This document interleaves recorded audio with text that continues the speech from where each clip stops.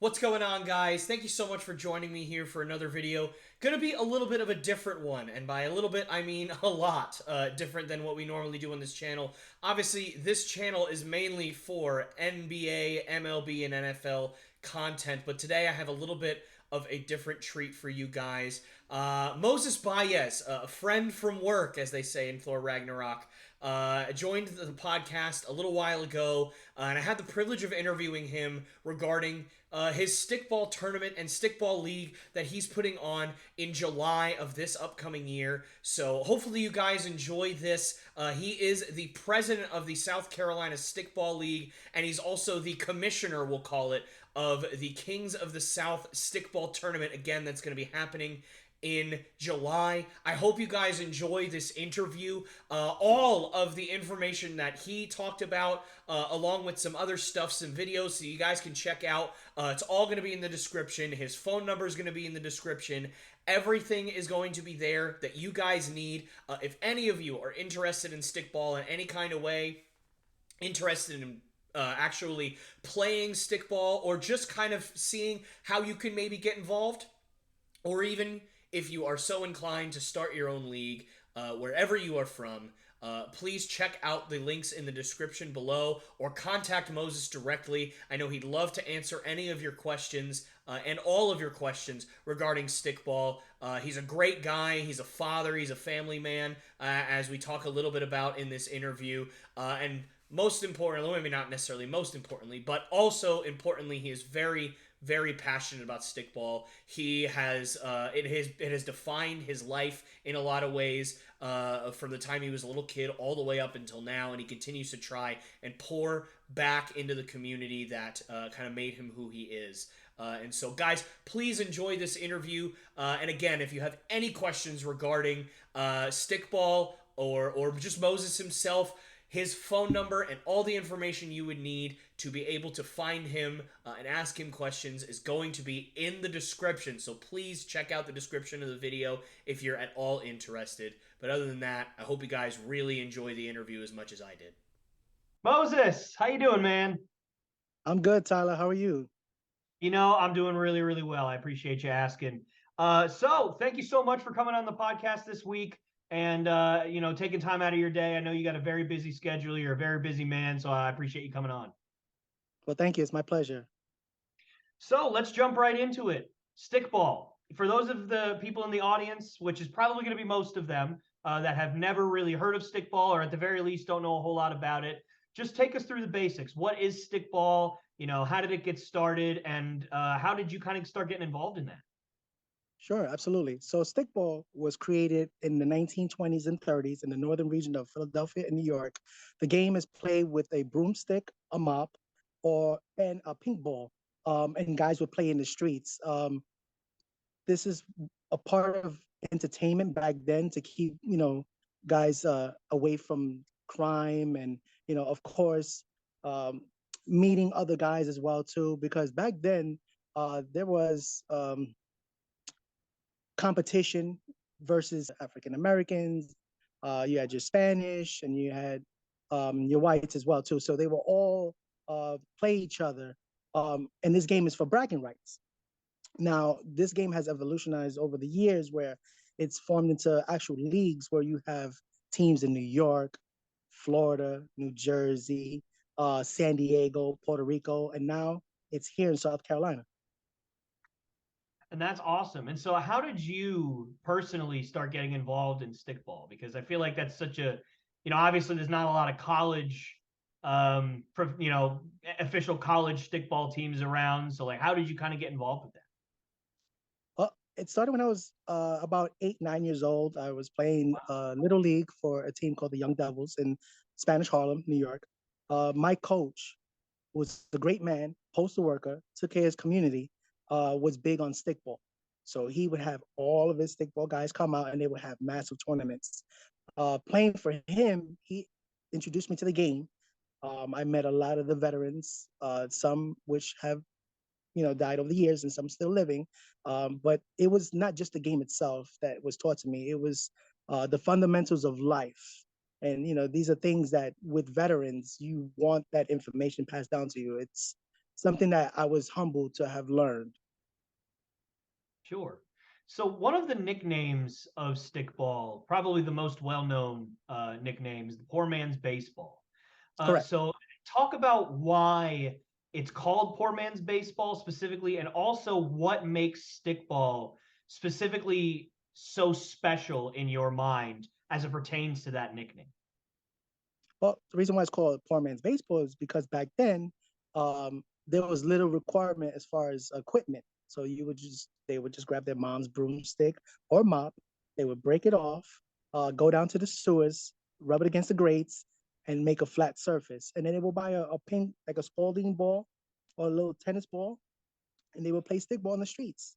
And like I said, this was entertainment for those back then that were playing the game. Perfect. So, talk about your journey in stickball. How has stickball affected you in your life? Obviously, you talked a little bit about kind of how you got started, but how Correct. has stickball started defining you as you've gotten older? Obviously, you said you started at 8, 9, or 7 years old, around there. Now, obviously, you are much older than that. You've got a family now. So, how does stickball continue to define you even well into your adulthood? Well, stickball was definitely detrimental with me being a military veteran, suffering with PTSD. It helped me to connect with guys, and of course, show my competitive side. And in addition, to be a mentor. I've always wanted to help youth, so I had that opportunity when I was playing with kids that were growing up that are actually playing now, and I got to teach them the game the way it was taught to me, along with the fundamentals. This game, like I said, has evolutionized in many ways, and it continues to grow. Um, what my purpose right now is, like I said, I want to help the youth, and I would do everything in my power to make sure that I pass that information on to them because the game is still going, but it could be a dying sport. We need the next generation to step up and start playing the game, and this is where they learn from a veteran like myself, along with the veterans that are becoming for the tournament coming up July 8th and 9th. Yeah, absolutely. And we'll talk about that tournament here in a second, but I do have to kind of ask this question. You talked about obviously, teaching the youth and then teaching younger kids. You're obviously the president of the South Carolina Stickball League now. Yes, sir. So how did you go from just kind of loving stickball while being in it, playing it, or maybe even loving it from afar at times, to being right at the heart of it? You're running your own league, and you are the guy that is in charge of kind of making this whole thing happen in the state of South Carolina. How did you get to that point? Well, it was a crazy transition going from player to now actively running tournaments myself. And I would say it's not easy, but with the motivation of working with veterans and wanting to keep the game alive, I saw an opportunity here in South Carolina to start a league and start some tournaments because there is rotation, but South Carolina is new to the rotation itself. And like I said, I want to keep the game going. The game has potential and there is growth. But I decided to take a step further and start something down south. Gotcha. And you talked about people playing this all over the world, in New York, in the Dominican Republic, in Panama, obviously now here in South Carolina, in Florida, all over the place. How do you get and convince these guys that may or may not have any kind of relationship with you that, hey, not only am I going to put on this tournament, or not only do I run this league, but this is legit, and you should spend some money to come down or up or wherever here, and we should all band together and play? How are you able to kind of gather those contacts and get these tournaments up and running? It just seems like it's because the Olympics do that. The Olympics take teams from all over the world and do that, and they're obviously a huge Correct. organization. But how are you able to kind of pull that off? Well, I would definitely say I have a good core of players, veterans that are still actively playing right now that like to travel because this is a game that actually travels. And when I've got everything established, the information is provided to the boards in New York because we have a board in New York, we have one in Florida, we have one in San Diego and Puerto Rico, and we collectively, pass information on so we can decide on tournament dates. So when I reached out to everyone and I told them, "Hey, I'm hosting a tournament down here," they were excited because South Carolina hasn't been touched before. So for me to throw a tournament, it's like, wow, we have a new location, a new venue. Hey, let's go. Let's experience what South Carolina is all about, which I'm excited for. That's awesome, man. That really is. So let's get into the nitty gritty of the specific tournament that you and I are here to talk about. The King of the South Sure. tournament that's here in South Carolina. Obviously, at least I'm hoping. I'm hoping I'm gonna be able to be there to support you guys. Obviously, at this point in my life, I'm a little too beat up. Probably can't be doing a whole lot of athletic stuff going on, but I'm gonna be there and I'm gonna hopefully be able to support you guys. But talk about, if there is a person or a team out there that's watching this right now that may not know how to get involved with this, but is intrigued or at least a little bit curious. How would somebody get involved with this tournament? Absolutely. So what I'm currently doing right now is on Sundays, because it's the best time for me, is I'm holding practices, which are free of charge. Anybody wants to come out. I'm basically teaching the fundamentals, the swinging aspect, because you only get one swing in this game. So it's not as easy as it looks. In addition to that, just teaching the fundamentals on defense as well, too, because remember, this game is not played with no gloves. So it's a ball that gets hit, but you have to learn, the fundamentals of defense and offense. So I'm holding practices right now. But if anyone would like to register as an individual or as a team, which consists of 8 to 13 players, my number is 917-868-7023. They can always reach out to me, and I'll be more than willing to explain to them registration process. But I'm looking for players, I'm looking for teams, looking for guys with baseball or softball experience, and that's all you basically really need. Awesome. So, in terms of, again, this tournament, so talk about, I know you mentioned the date a little bit, but go a little bit more in depth. When is it? Where is it? Times, everything like that, so that anybody that's watching this that, may want to get involved knows where to find you. Sure. So I was actually happy to announce that we got the Anderson Mall. That's the Cohen Investment Realty Group. Reached out to them. In turn, I was able to speak to the realty group, and they were able to give me a great price on the actual parking lot where we're going to be playing at. As far as demographics, I can't really tell you, but we're going to be playing towards the J.C. Penney side of the Anderson Mall. If anyone knows the Anderson Mall, that's the whole parking lot that we're going to be playing at. Um, it's going to be exciting. It's going to be extremely exciting. The address is 3131 North Main Street, and that's Anderson, South Carolina. Games start July 8th at 10 a.m. prompt. They'll end about 5 p.m. That's 3 games. All the teams that are going to be here play 3 games apiece. And Sunday, we're also going to have playoffs and championships. So it's 1 game elimination.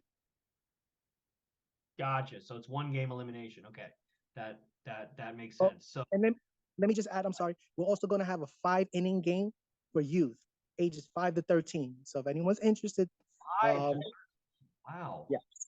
Well, because we have to start them young. We want them to get acclimated to the game. And if they like the game, I can host a tournament for kids out here or a stickball clinic. But Gotcha. this is where, best time to start them young. I'm going to have a 5 inning game. In addition to that, I just got a sponsor today, Jersey Mike's. Hey, there you go. Jersey Mike's has a number 11 sandwich called a stickball sandwich. It was created in the 1970s. Kids from Jersey would go play stickball. They'll go to the local Jersey Mike's shop. The owner, because the kids really didn't have much money, would go there and would want to eat after stickball. So he would make them a nice sandwich, tell them, hey, just pay me what you got, and it's all good. Now, the stickball sandwich became part of their menu. And because of that, I was able to reach out to one of the franchises, and they actually agreed they're going to give us some sandwiches to give out to kids that are going to play in the tournament. That's awesome. That is really awesome. And I was going to transition to talk about more of your role in the tournament, but I have to know at this point now that I because I was not aware, full disclosure, guys watching, I was not Right. aware that you guys were starting that young. I assumed that this was kind of more of an adults tournament. I didn't realize that there was going to be youth involved in this. So I have to know because I know when I was 4 and 5 years old, I was playing t-ball.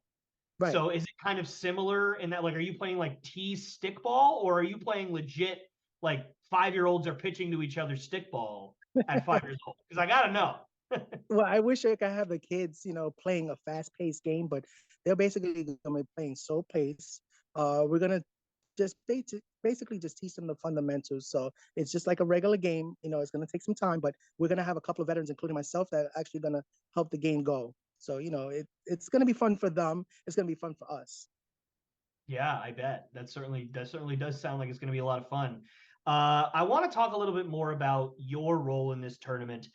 So obviously, like I said before, you're the president of the South Carolina Stickball League, and obviously you're hosting this tournament. Are you also going to be fielding a team or representing a team in this tournament, or are you just more of like, you know what, I'm hands off. I'm running this tournament. I'm going to let the other teams kind of go at it themselves. I would love to say I want to be hands off, but I still have stickball running through my blood. So for me, I have an active team, and we're going to be representing Green Gridiron. That's right. Yes. There you go. Team Green Gridiron, excuse me, will be in the tournament. And we're going to represent South Carolina. And I do have a couple of open positions. So, like I said, if anyone's interested, please reach out. Yeah, I can't let the tournament go without me not playing a couple games. That's definitely not going to I love happen. it, man. I love it. That's awesome. I was hoping that you would say that you were playing, because that would have been a little bit sad if you weren't, because obviously you're very passionate about this stuff. Well, Moses, honestly, unless there's anything else that you want to let the people know, that's all the questions that I have for you. So I will leave the floor to you. If there's anything else that you want the people to know that I haven't touched on yet, the floor is yours. Well, I thank you once again. I do appreciate the opportunity, and any exposure that we can get for the game, it's really good right now. There's a lot of growth on top of the sponsors that I have that are helping to promote this event and keep the game going as well. Like I said, I'm looking for any and all players, individuals, teams that would like to join this tournament, which is open to the public. We are going to be playing on mall property. It's open to the public once again. Reach out to me. You can text me or call me. I'll be more than happy to provide you information. In addition to Sundays, I will be hosting hosting practices. And I have a location where we can host some practices. So if anybody's interested, please give me a call, 917-868-7023, or text me and I will provide you more information. Tyler, I do appreciate the time. It's been an honor. Hopefully people will take to this and reach out. If not, then Stickball is gonna grow, and if you don't get it now, there's always time later on. That's right. Yeah, and thank you as well for coming on. Certainly love to help out. And like I said, hopefully I'll be able to be there to support you guys. And who knows, if you still got a couple of spots left open by the time, maybe this blown out labrum can make an appearance. I don't know if you'd want that at all. But no, again, thank you so much for coming on. Certainly I'll be there to support you guys, and I can't wait to see how this thing continues to grow, man. Absolutely. And one thing I will add to that before we go, I've got in contact with a property management in Georgia, Kennesaw, Georgia, who heard about the tournament, and they would love for us to host the tournament over there. So I have to communicate now once this tournament is done with the boards, just where we can come up with an exact date so we can host the tournament over there. So there, it's growth. It's going. That's great, man. That's really, really Here we awesome come. for sure. All right, man. Thank you so much for coming on. And I will definitely be there to support you guys. Thank you. I appreciate it, Tyler. You have a wonderful night. All right, you too, man.